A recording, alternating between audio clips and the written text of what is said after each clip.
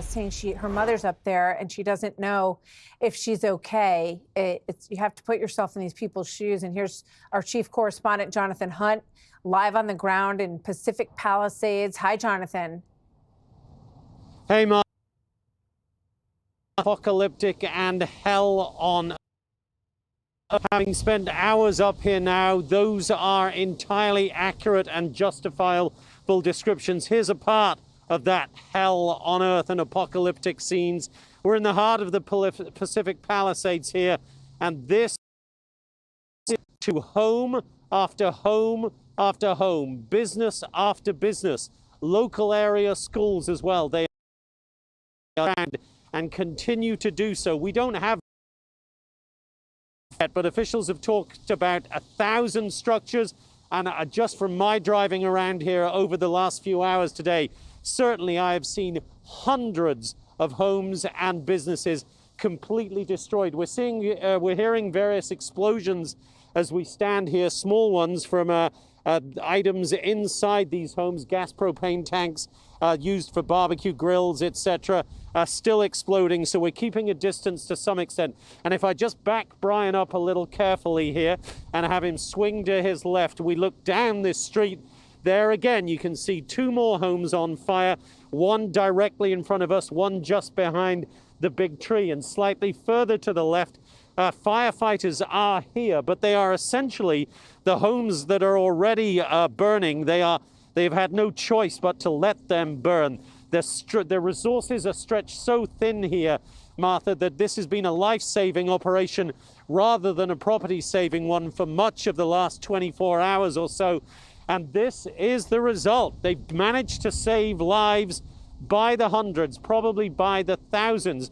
You'll remember yesterday those extraordinary scenes of cars all parked on one highway. That's coming out of an area of the Pacific Palisades called the Highlands. There's one way in, one way out. Those people were trying to get out. The traffic was so backed up. A lot of them panicked and simply jumped out of their cars with their kids, with their pets, with whatever belongings they had gathered, and ran from scenes like this in front of us, these sorts of flames. Eventually, the fire brigade had to come in and bulldoze those cars out the way so they could get other people who were stuck north of that out of there.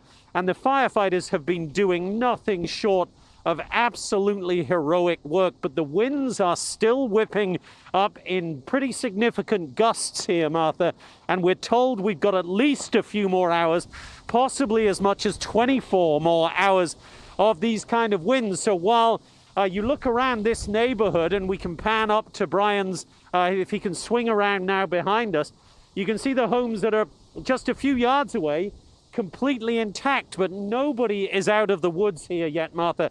This is all going to continue for quite some time as you look at this extraordinary scene, apocalyptic and hell on earth, as you rightly call it, Martha. Jonathan, quick question for you. When you look at those houses down the street, what's being done to try to protect them if the wind shifts? Is there anything they can do? Well, the firefighters are here, and I'll have Brian spin again now. The firefighters are here, and you can see them hosing down the properties that have not yet been caught by these embers. So they're dampening everything that they can, but you've got a limited amount of firefighters and a limited amount of resources to do all of this work. So they're saving everything they can. But you get these gusts, Martha, and I'd say we've been in the middle of a lot of them today. And they just whip up. They're 50, 60, 70 miles an hour.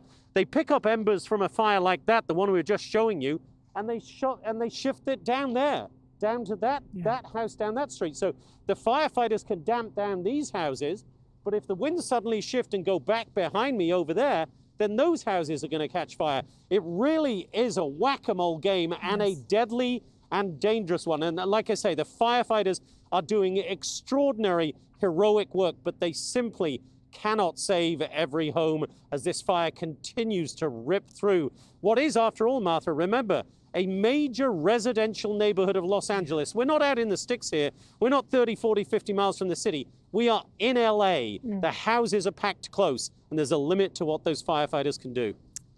It's an extraordinary effort. They must be absolutely exhausted and working so hard to save these remaining homes. Jonathan, thank you very much. Yeah, and Martha, just quickly on that, if I can just talk about one of the firefighters.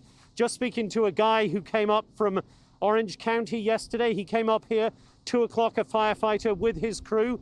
He had just worked in Orange County a 48-hour shift. They were just getting off shift. Instead, they drove straight up here.